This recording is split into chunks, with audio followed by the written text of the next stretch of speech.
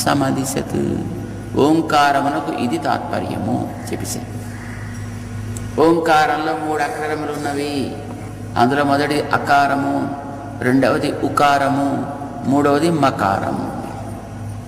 ఏమిటి అకారం అంటే?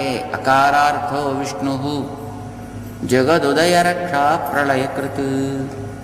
అకారమునకు విష్ణు అర్థము అంటే ఆ అనగానే నీకు అంతటా వ్యాపించిన తత్వం ఇది అని అనిపించాలి. ఎందుకు వ్యాపించి ఉన్నాడైనా? జగదుదయ రక్ష ప్రళయకృత్. ఈ ప్రపంచం యొక్క ఉదయానికి అంటే రావటానికి, ఆవిర్భావానికి, రక్ష, వాళ్ళకి ఏది అవసరమో అది ఇవ్వడానికి, వాళ్ళకి ఏది తగదో దాన్ని తొలగించడానికి. ప్రళయకృత్.